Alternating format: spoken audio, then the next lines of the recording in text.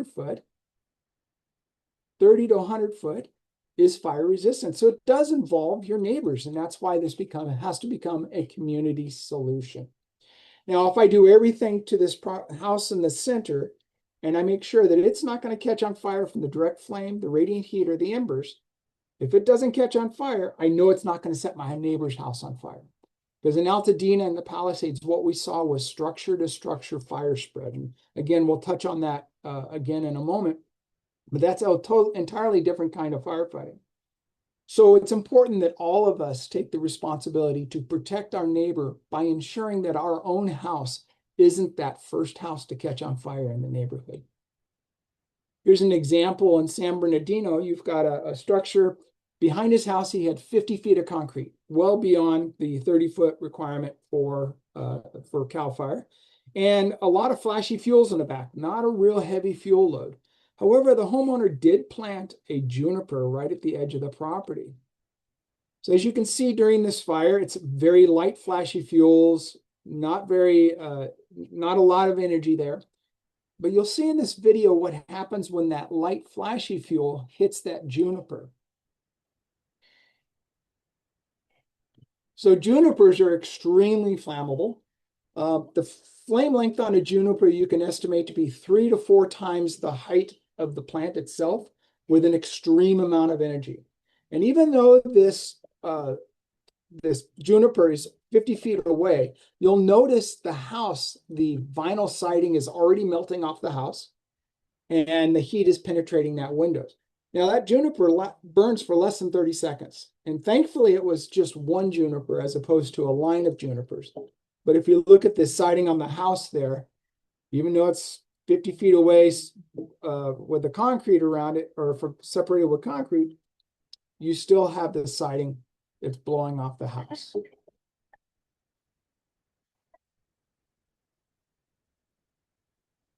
There you go. So these are the junipers that my neighbor had at his house during the fires. They were 18 inches tall. They were 50 feet away. And this is how those junipers reacted during the Eaton fire. And this is video of myself fighting the fire in my front yard. I had moved my Jeep as my escape vehicle. Now these flames and embers are from 18-inch tall junipers, 50 feet away, and 100-mile-an-hour wind. Again, don't do this.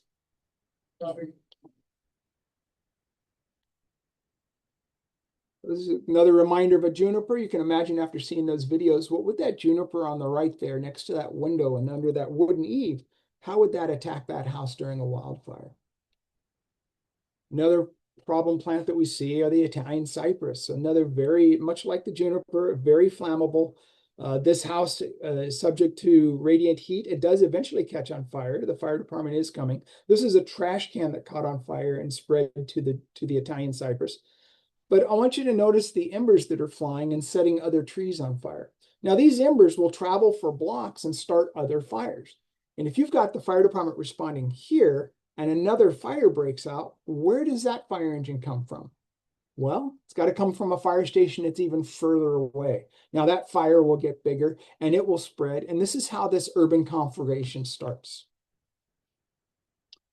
You can imagine this house with those Italian cypress, what impact that would have with that eave and with that vent. And then palm trees. This is a video taken by my neighbor who lives behind me during the fire. This is the palm tree across the street from my house.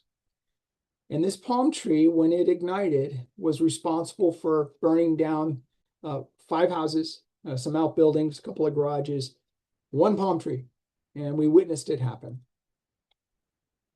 Now, we think if we trim our palm trees, we're actually, reducing the risk. But in reality, the palm fronds are not the problem. In fact, they're relatively fire resistant. And when they do burn, they create very light ash, and they're not a problem. The problem is the crown and the bark.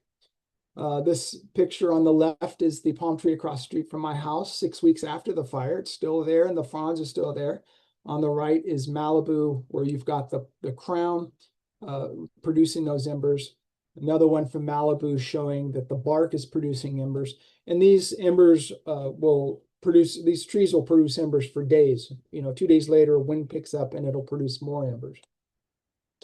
This is the palm tree that actually brought the fire to my neighborhood.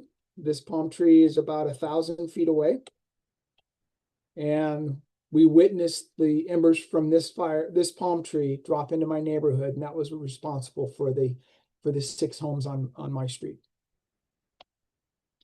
Now I can kind of explain that the fire came up this hill and that the heat flux took out these homes. But how do you explain the homes on the infield? Now, houses across the street aren't on fire, and you've got, a good 40, 50-foot street there, yet these homes are on fire. And how do you explain this? This is Eaton Fire, Altadena, day 2. You can see the mountain has already burned off, and the mountain is actually cold. It was a mountain fire for about 10, it was a wildland fire for about 15 minutes before it became an urban conflagration. The mountain burned off in about 10 hours, but the fires continued into the community for another day and a half. And there's your 6,000 structures burning, 9,000 structures with that structure-to-structure fire spread, which is a completely different strategy and tactic for the fire department, especially if there's winds and lack of water, not enough water, and not enough personnel. Some of you may remember this house, 1993 Emerald Bay fire. They called this the Miracle House. It was the only house that survived on this hillside. Now, this lady was self-insured. When we look at this as a fire professional, I'm not seeing a miracle. I'm seeing a stucco house, tile roof, managed vegetation. Again, she was self-insured. I am curious in this photo of the miracle vegetation though. The vegetation didn't burn. It was only the structures. Interesting. And 2 years ago, we saw the Miracle House of Lahaina. Pure coincidence that it's white with a red roof. That's not the secret here. But they called this the Miracle House of Lahaina. We found out later that when the people that bought this house, they had a terrible termite problem. So they removed all of the dirt around the house, got rid of the irrigation system, and replaced it with gravel because termites won't survive in dry dirt. So when I look at the last 2 houses, I don't see miracles. I see houses that, for whatever reason, didn't meet the requirements for combustion. And that's our goal. And this is one of the problems. This is at the Woolsey fire. This is an LA firefighter, and you've got embers burning into the azaleas, into the mulch next to this condo association. He's doing his best, but those low intensity fires, again, it's not a tsunami wave. It's a low intensity fire that sets the house on fire. And without those 15 firefighters per structure, how are you going to extinguish this fire? And these embers, again, will smolder for days. And once you get that low intensity fire next to the house, it becomes a high intensity fire, flames against direct flame contact, setting the house on fire. And without the sufficient number of firefighters during a wildfire, because they're so spread out, this is how we lose structures. Now, Zone 0. This is a new zone that's been adopted by the state of California. They're refining the requirements for Zone 0, but basically it's the non-combustible zone. It is the most critical zone around a structure. Some of you, I'm sure, have heard about it. Changes are going through just in the last few weeks on what this zone will look like. It is coming down the track and it will be brought into state code or enforceable in state code pretty soon. And we can talk about that a little bit later. But let's talk about some of the things that we have in that Zone 0 that are a problem. The most common things that we see are not native fuels. These are ornamental vegetation planted by homeowners. And they are the bougainvillea, the lavender, rosemary, and again, those junipers. Any plant that you rub up against, like the rosemary and lavender, where you have those wonderful smells, those are oils. And just like the juniper, that rosemary is going to put out a extreme amount of heat, and the flame lengths are going to be 2 to 3 times the height of the plant. And you can see with that rosemary next to that house, that is a threat to that structure. So we're not saying don't have rosemary, just keep it away from the house. And really, how much rosemary do you really need? I'm seeing a lot there. So it's just about keeping the threats away from the house and out of that 5-foot zone. This is from Hastings Ranch during the Eaton fire. This is a ring camera footage. These houses did not survive. And here we see not a tsunami wave of flames, but we see the low intensity embers that go down the street. They gather against the structures. Now, these embers were not created by the fuels on the hillside. These embers were created by the fuels in people's yards. These are the junipers, the pines, the palms, the rosemary. Grass fires, you can ask your fire people who are here tonight. Grass fires typically don't burn down a house fire. Don't set the house on fire. It's a low intensity fire, low energy, low flames. You see the firefighters are actually right up on the fire line here. However, in this case, the homeowner had planted 4 coastal rosemary bushes right next to the house.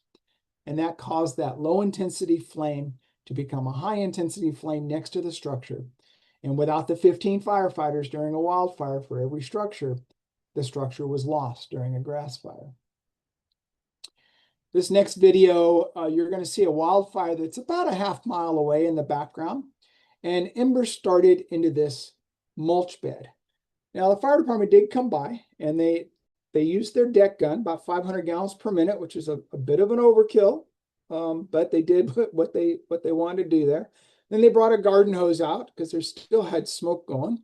You can see the sun setting and the fire is actually out in the foreground. Now, the engineer's got his smart water, a Dasani water. We'll see if that works. We'll try a fire extinguisher. Yep, that's not done. Finally, we got a fire hose on it. But this ember is so stubborn. Now we have another fire engine here.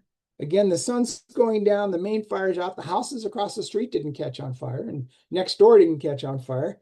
But this stubborn ember in this mulch just kept smoking.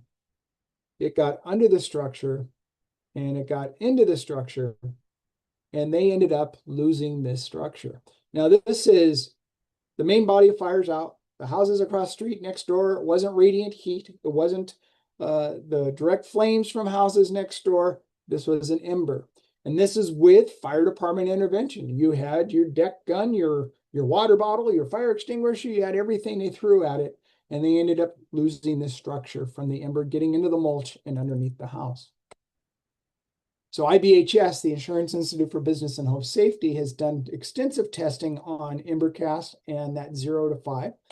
And this is a part of their test. They show that embers in a 20-mile-an-hour wind, when they hit a structure, they're going to gather right at the base of the structure there. And then they're going to bounce out about half the distance of the height of the structure. So on a 1-story structure, which is about 10 feet, you've got a 5-foot area of embercast. So that 0 to 5 is actually based on some science there. IBHS has put out some images showing the before and after. And the before, we have the Italian cypress. We've got our azaleas, our mulch, and there's the after. And yes, I know it is very different. Something that we're not used to. But we're talking about, saving our homes and insuring our homes. So we have to be a little creative, and we'll show a little bit more about that creativity. I actually did it to my house. This is my house about 4 years ago. I too had a termite issue. So I removed all the dirt on the side of my house and I replaced it with gravel. Now during the Eaton fire, I knew this was not going to be a problem or a vulnerability for my house. The embers gathered there. I wasn't concerned. Of course, OP, the owner of the company here, did his house. He actually became the very first wildfire prepared plus home in California. So it can be done. OP can share his story with you, but we're seeing some great headway. OP, remind me at the end, and I'll share my insurance story that I've got in the last 3 weeks. Some other examples of 0 to 5. Again, I know it's different, and we can be a little more creative, but we're working on it. And when it comes to combustibles, we're not talking about just vegetation. What about trash cans? So a typical trash can is going to put out the same amount of BTUs or energy as 3 gallons of gasoline. Well, if we have it next to that house and next to the window, and we've got a trash can on fire, We don't have the 15 firefighters responding because we've got a wildfire. Everyone is spread out thin. You can see how that can be a problem for this structure. What about RVs stored or cars being stored next to the structure? Now, if it was a car, you can obviously pull it away, but what if the RV is, we've got 0 to 5 around our house, but how do we keep that RV from catching on fire and spreading to the house? These are all things that we need to think about when we're talking about that non-combustible zone around your structure. Now, this house has been in my presentations for a while. I always chuckle because every time we look at this house, we're always trying to figure out what color it is. Sometimes I've heard, let's see, orange, salmon. Someone came up a sherbet the other day. I thought that was kind of cute, the sherbet house. But anyways, not really showing you the color of the house. It just chuckles every time I see it. I want you to see the front yard. Now, this person removed all of the vegetation in their front yard. Now, it probably wasn't for termites. I'm guessing it wasn't for wildfire. This was probably the drought buster program that California had about 10 or 15 years ago, where the state would pay you, $3 a square foot to remove the grass so you don't have to use any water. So, it kind of created some blight, but also created fire safety, because if you don't have the vegetation there to burn, you don't have the flames against the house. But fire safe vegetation in front yard doesn't have to look like this. This is also fire safe vegetation. Here it's very managed out to 30 feet. You've got your wild apple. This is all low combustible. When it does burn, the plants are separated. It's not going to produce enough energy to set the house on fire. Now, it's not perfect. I see plants next to the home that if they catch on fire, that's direct flames against the house. But what if we took that next step and did something like this? Now we're getting fire safe. And this is where you can become a wildfire prepared home. And I'll share a story with you at the end of the presentation today. There's some other examples that I've found of people doing the fire safe plantings by separating the vegetation to keep it from going from plant to plant and up next to the house. Now, IBHS has done a lot of testing, tremendous amount of testing for embers in bark and in this case, wooden fences attached to the house. And here you've got your azalea, your wooden fence, and the bark mulch.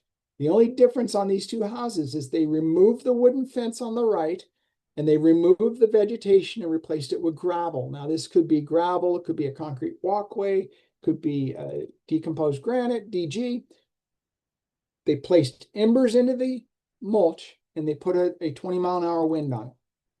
The simple act of creating that 5-foot zone is all it takes, or one of the puzzle pieces to keep your home from burning down. This is when the fire started at my house. This is my neighbor's house. This is the backside of my neighbor's house. It started at where 3 fence lines came together. This is the beginning of the fire. If you look at this, you see that park bench there. You'll see that again in a moment here. But those fences were attached to structures. This is one of the garages we actually saved. But once the fences have burned away, but because they were attached to the garage, they brought the fire to the garage. And you can see the 100-mile-an-hour winds there. There was nothing we can do to stop this, short of having a fire engine there. And there were no fire engines available. This was about 45 minutes after the start of the fire. So here's an interesting photo. Down at the bottom, you see the wildland firefighter, and they broke in through the front door to assess the structure. The first floor is not on fire. In fact, the vegetation is not on fire. In fact, the palms aren't on fire. Nothing within that 0 to 5. But you've got a fully involved attic in the second floor. Interesting. And 2 firefighters. You don't have the 15 firefighters, so this one's going to burn to the ground. This is the coastal fire in Laguna Niguel. The insurance company required them to remove these Italian cypresses, which they did. But during the coastal fire, we had 21 homes in the $5 to $6 million range. Every single one of them, it started in the attic, eventually the second floor, and into the first floor. Not the vegetation on the property. It didn't go in through the first floor and take the house out.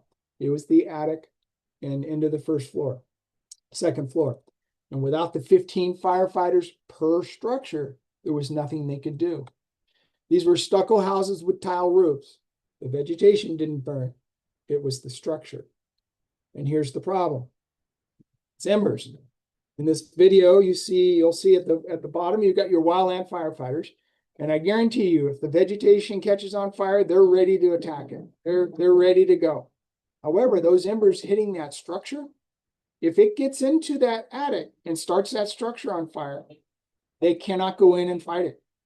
That house, as small as that fire is going to be, without the 15 firefighters minimum, those houses are going to burn. Now, I don't know if these were wildfire compliant or not, but this is an example of the problem, which is embers getting into the structure. And they get into the vents. Any home built prior to 2007 is going to have, generally will have 1/4-inch vents, 1/4-inch mesh, and that's enough to get embers into the structure to set it on fire.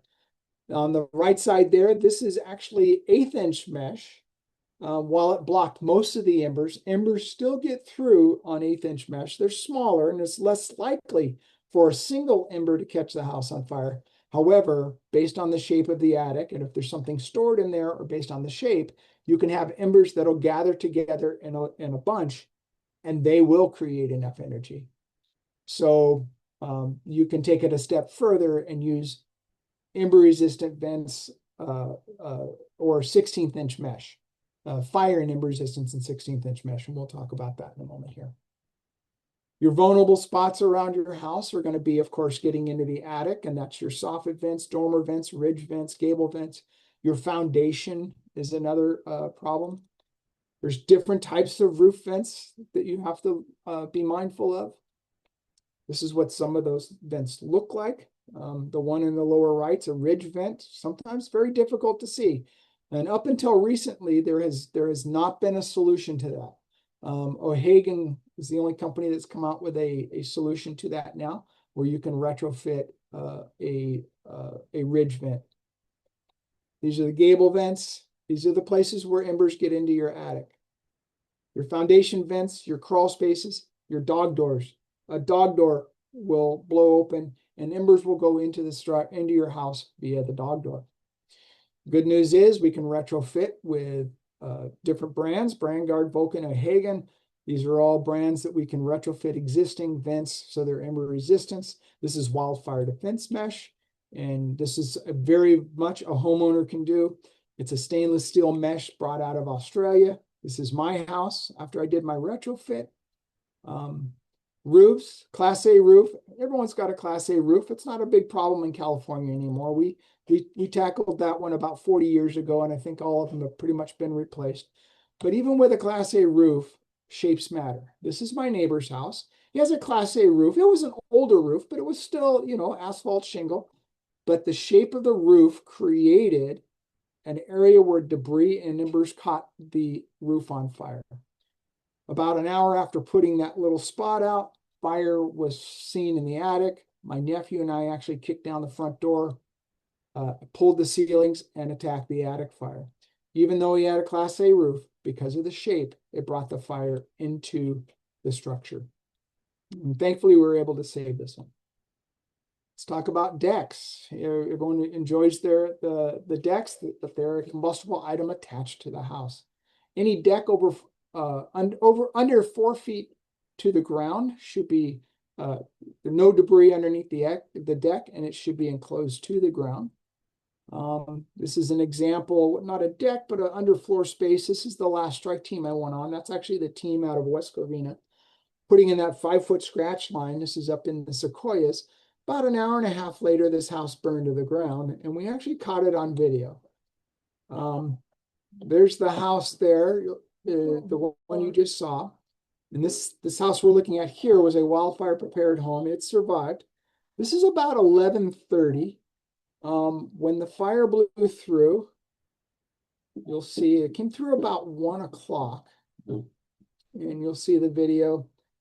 This is 1 o'clock in the afternoon, about an hour and a half later. And where that arrow is where how we know that the fire blew out from underneath the house. Right there, you see the fire blow out from under the house.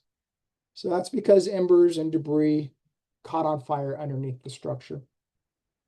So the wildfire defense mesh is, again, came out of Australia. This is my house. This is the deck at my house. I built this about 4 years ago. I used the mesh so debris and critters wouldn't get underneath the deck. I'm not in a wildfire area per se. I am now, right? And this is a picture from their website. This is my deck, and the mesh actually will block 30% radiant heat. This is a picture of the deck the day after the Eaton fire. Those are the embers that didn't go underneath my deck. So again, something I wasn't worried about during the fire because I knew the debris wasn't there because I had the mesh and the embers weren't going to get in there. Let's talk about gutters. A lot of times we forget about the gutters in the summertime because it's not raining, but debris gathers in there. Embers will gather in there and set the edge of the roof on fire. If you have plastic gutters, the gutters themselves will catch on fire and hit the ground and set the base of the house on fire. So gutters should be non-combustible with a non-combustible gutter guard to keep the debris out and the embers out during a wildfire. Siding. Now, most of the homes in your community are stucco, which is good. It's non-combustible. But you may have an outbuilding or a shed or something that's got combustible siding. In this case, you've got vinyl siding that was subject to radiant heat. And on the side here, you've got wood siding that was subjected to direct flame contact. And there's a solution for that. You can clad buildings with a non-combustible siding, such as James Hardy board. And that is a way to keep that shed or she shed or whatever you've built and put a non-combustible siding to it. But siding is only one part of it. This is the house up the street from me. It was actually a nursery school a block away from me, built out of cinder block, and it burned to the ground because the siding and the walls are only one piece of the puzzle. There are many vulnerabilities to the structure. So just because it's made out of cinder block doesn't mean that you're not fortified just by having a block house. Back to our ember cast. Again, they gather right at the base there, that 6-inch mark. Here we've got a stucco house. Fire burned down through a couple days later. In fact, it had been raining. An engine company came by and saw smoke. Well, even though it was a stucco house, you can see where the mulch had built up underneath what we call the weep screed.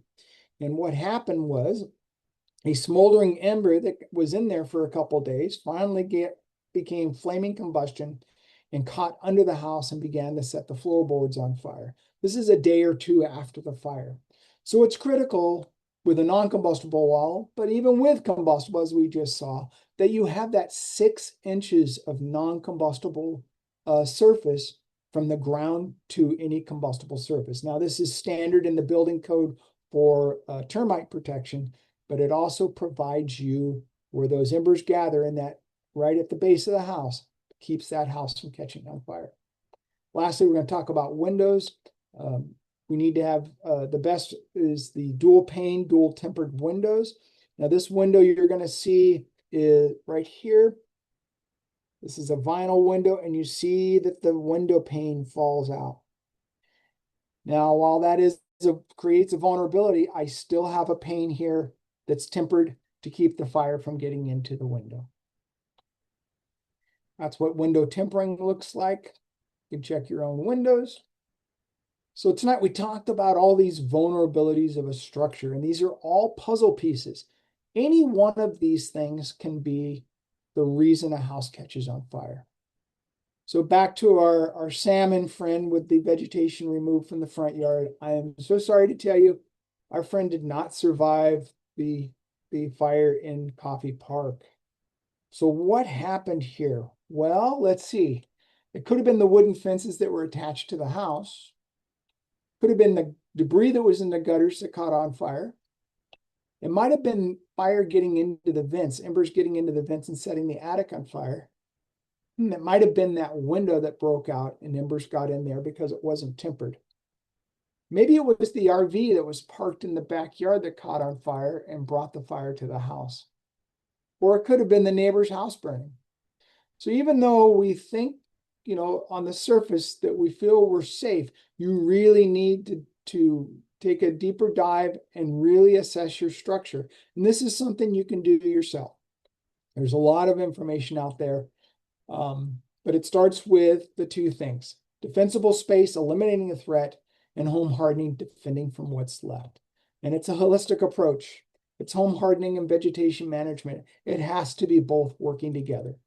That's like a really good vanilla cupcake, right? The perfect ingredient to make a perfect cupcake. I love vanilla cupcakes like they are out of the oven. I don't need frosting. Are there other things? Of course, there's the fire retardant, there's sprinklers, there's pool pumps, there's fire doors, other widgets that industries come to the fore, and they're all really good things. However, that's the frosting on the cupcake. They don't replace the cupcake. You must have home hardening, vegetation management, and then go for the extras. There's a lot of information out there through the Ready, Set, Go program from the fire department. You've got Safer from Wildfires that came out of the insurance industry, insurance commissioner's office, Firewise USA, Fire Safe Councils, Cal Fire, Fire Safe Marin. There's a lot of information that talks about all of the little things that I just talked about. And a homeowner can easily do their own assessment. If you go to the IBHS Wildfire Prepared Home, this is all of those things that have been proven in their factory as to what these vulnerabilities are. You can go through the Wildfire Prepared Home certification like OP did, get a Wildfire Prepared Home certification. I just recently, about 5 weeks ago, took a homeowner whose insurance was $17,000 a year. He got reinsured as a wildfire prepared home with a different admitted carrier for $2,800. So saved himself quite a bit. There's some resource links for you. I'm going to go back to here and I'll bring the resource links back up. OP, take it away. Great work, Rich. Thank you very much. And look, for all the listeners, I think I work with Rich all the time, and I really enjoy his presentations. It's always one thing new that I get, and something new that we could use to educate people. And I hope that you also receive some nuggets on what you can do for your own home and your family to have more protection against what we all know we have to live with now. There's no, unless you move to a completely different location, and even then, in a city, you're not. We're always vulnerable. Wildfires are here to stay, and I think it's becoming part of our nature and what we're having to live with. So be glad to take on some questions that we can potentially help you with. So I'll open it up, Eric, to you and your team. Great. Thank you guys both very much. Let me just start off the questions. I know when you mentioned all the different places a fire can get into a house, and it can be a little overwhelming. And so I imagine that there are things that you can prioritize when you look at your house and know, okay, this is the low hanging fruit. I can take care of this easily and cheaply, and then over time move over the other things. Is that kind of one way to look at it? Oh, absolutely. And every property is different. Some of the key, probably the most important ones are the ember resistant vents, keeping the embers from getting into the structure, and that 0 to 5. I would say those are probably the top two threats to a structure. But it is a big puzzle, and it's many pieces. I explain it like you're driving a car with 4 bald tires. You got to do them all. It might be the 4 bald tires in your house, might be the vents, it might be the 0 to 5, it might be your roof, or what are those top four things? And you got to replace all the tires. You could do your vents and then think you're okay, but it was the 0 to 5, or do all of them, but it was the gutters. So we don't know which tire is going to blow out. Could be any of them. Oftentimes, it's really the small things that start the house on fire. So you have to look at the whole picture. But I think the top two are going to be the ember resistant vents and that 0 to 5. Agreed. And Eric, we get that question all the time. So 1000% exactly what Rich said, 0 to 5. And the what that means is anything that's combustible within 5 feet of your home, which is going to be the vegetation typically. And it's not necessarily the shrubs per se that are green. It's the debris that it leaves behind. And we've all seen in the news, you have the embers are flying, they're hitting the home, and they're dropping. And then that's going to create enough radiant heat. And so what's interesting is as soon as we get something that is, if you've ever been near a campfire, you know when you've gotten too close, right? You just feel it. You're like, yep, a little too close. And imagine that radiant heat up against the home and up against the windows. It's going to burst the windows open, and now we've got a fully involved fire inside the home. But the 0 to 5 is crucial, and then absolutely the vents. I think the wildfire defense mesh makes it absolutely affordable for all of us to pick this up, get some snips, cut them out, and protect our vents. Some people may want to have some retrofit vents; they're out there also. But those two things would be absolutely the focal points. Great, thank you. All right, jump in with questions. Hi, everyone. Michael Cornell here. I work for Allied Restoration. Rich, thank you so much for such an informative presentation. Like OP said, every time I hear you speak on this, I take away something new. And for me, what blows my mind is the vents, dude. The ember resistant vents, man. I think I read 80%, right? During a wildfire, 80% of homes catch fire through ember intrusion through the vents, which is crazy to me. So I went up in my own crawl space in my own home, right? I put on those ember resistant vents, and thank you for the links for resources there. And Rich and OP can share anyone on the call that interested. I joined Allied literally during active wildfires in the Palisades, January 2025. Nothing like being pushed into the deep end of the pool and immersed in such an informative experience. Whether that's good or bad, I'll let you judge that. But for me, it was very informative, very educational. Thank you, Rich. Thank you, OP.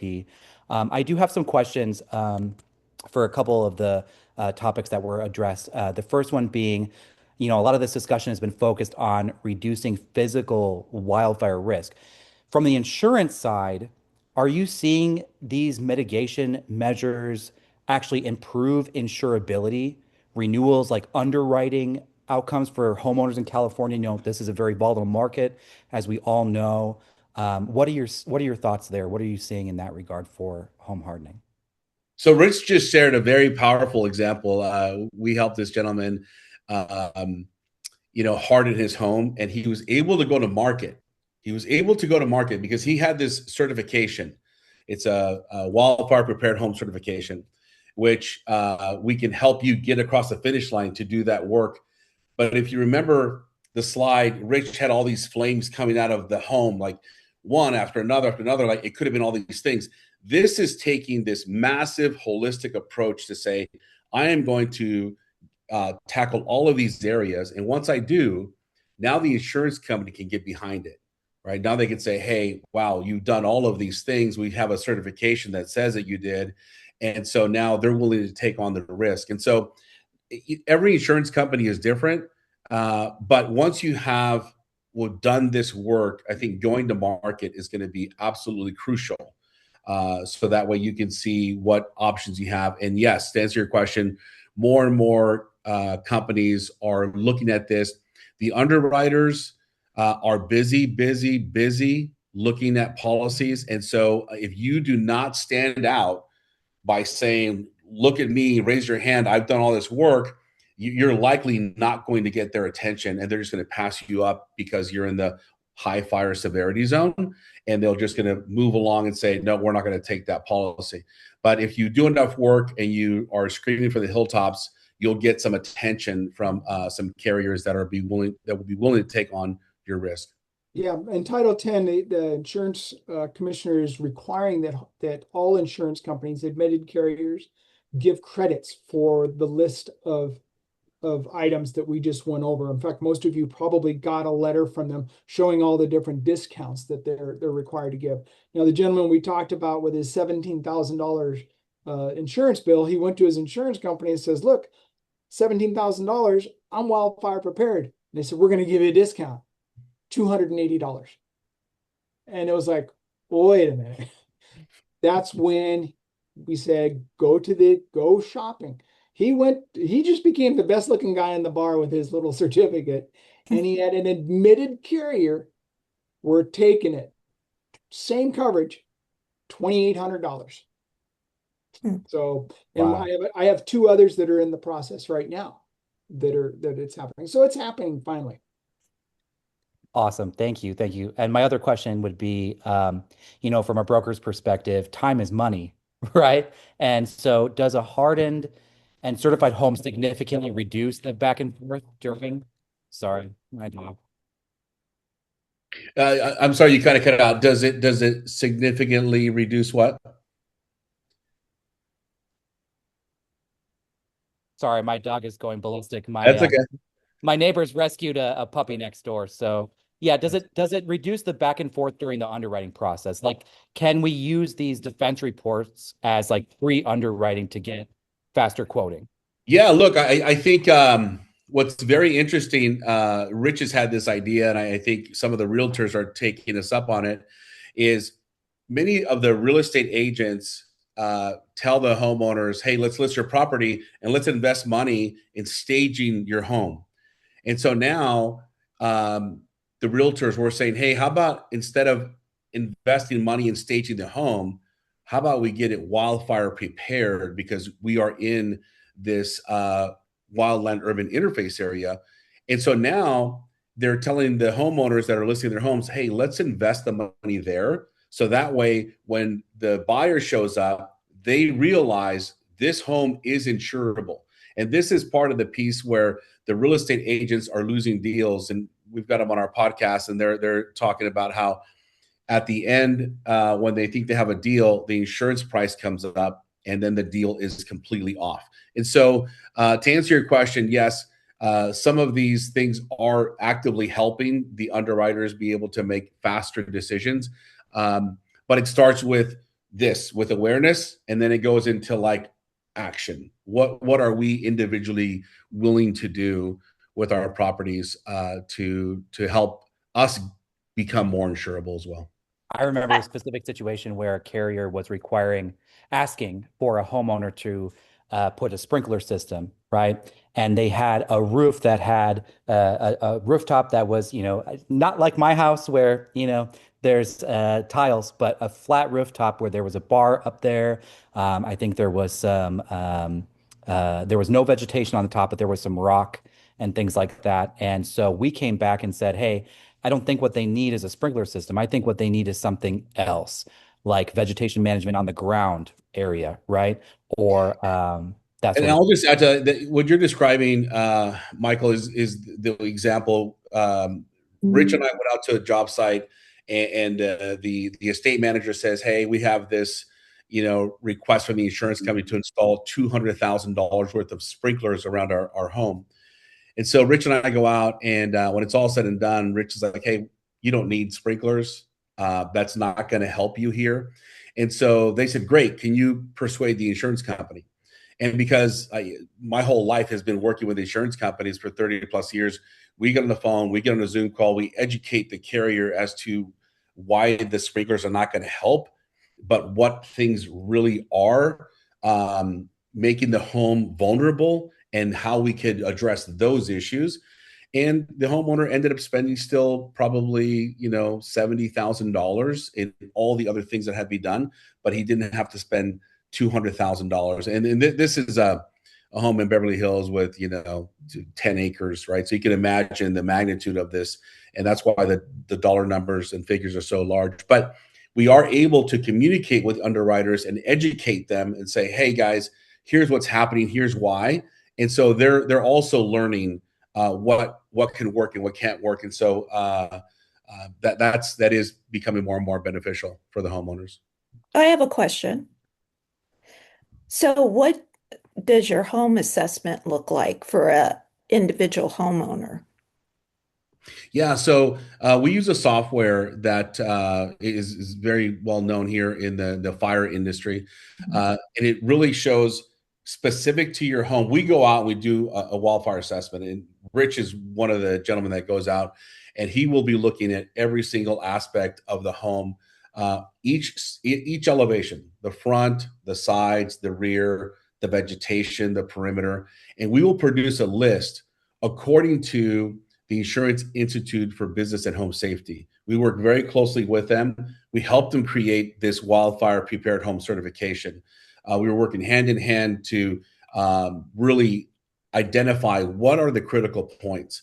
And so that's what you're going to get when we do an assessment. And really, we're going to give you a list of action items of what are the things that need to happen for this property in order to meet the requirements to get this type of certification. Many homeowners will say, hey, I don't want to go that far. I want to just do enough, but I don't want to go and do the extreme, and that's okay.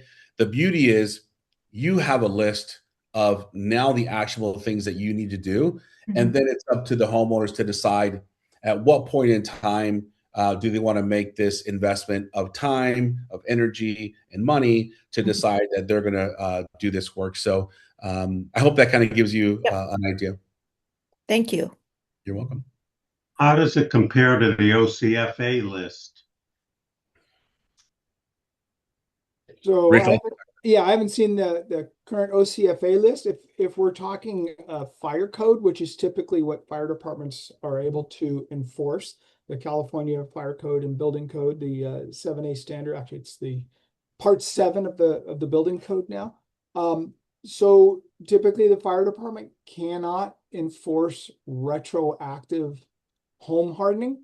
They can educate to it. But there's no legal requirements for you to harden your home at this point. That's everything in the building and fire codes refers to new construction, new building standards. So they can educate to it, but they can't enforce it or require you to do anything. So that answers your question. And the everything that I just listed, all of those things is the same list you're going to find on the CAL FIRE website, on the Fire Safe Marin, Safer for Wildfires. There's no secret in there. It's all out there. It's the same song, different choir.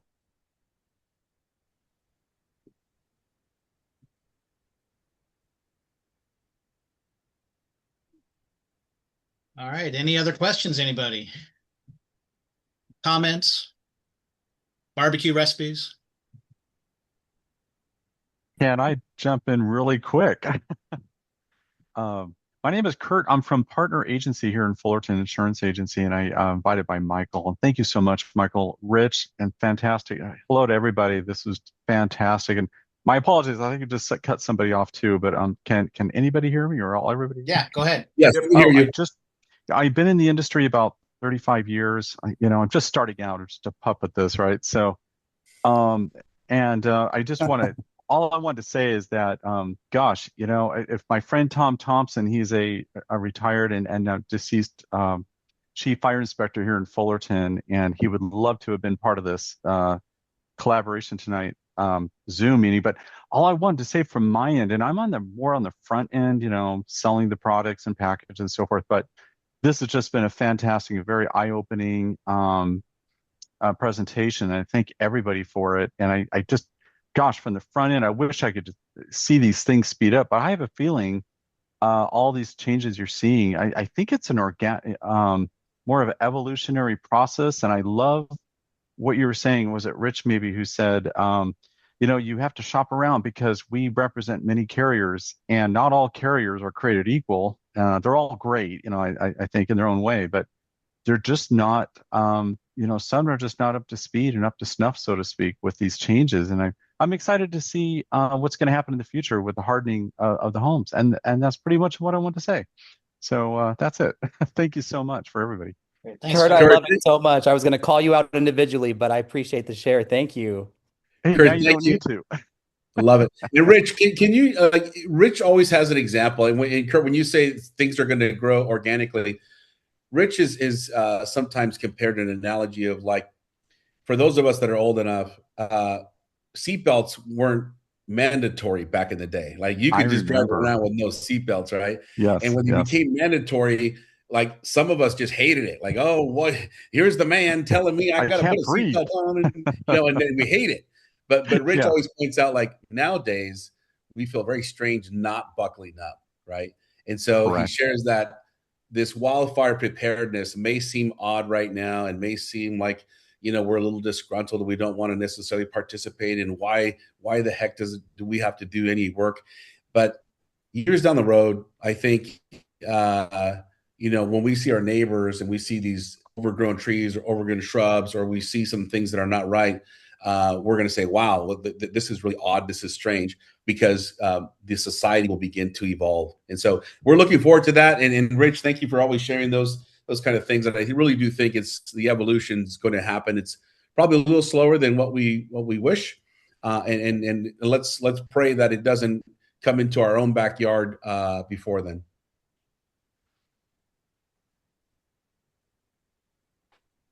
Any other questions? I don't have a question, but I just want to thank everybody, all of you guys, for coming and sharing all this information. I think all of us are worried about insurance and getting insurance, but I think we're all more worried about losing our homes. Mm-hmm. And us getting this information so we can share it with our neighbors, requesting them to cut down that big giant cypress that's next to our home. Mm-hmm. So that's great information to have. Thank you, guys. Absolutely. You're welcome. And Eric, I don't know if this will be posted, the recording will, but this is absolutely shareable for our neighbors and our communities to really spread the awareness. Yes, absolutely. Yeah, it'll definitely be posted. Unfortunately, I missed the first 5 minutes because I didn't realize the record was a 2-step process. But we got everything other than that, including the questions here. So unless there's anything else, then I want to thank you guys again, OP and Rich, for as Dustin and others mentioned, the great information and things that we can act on and think about and do something about. So thanks again, and remind everyone else, especially the people who aren't usually here that live in the canyon, we do meet on the first Wednesday of every month. If you want to be added to our mailing list to get the Zoom link, it's on the webpage where you can continue to participate, and we welcome you and encourage you to do so. So with that, we typically do a roundtable at the end of our meetings for anyone who wants to say something that maybe that wasn't talked about or anything of that nature. So with that, because we have still have 20 people here, I'm not going to go individually, but does anybody have anything they want to add that maybe is not necessarily related to what we've already talked about here today?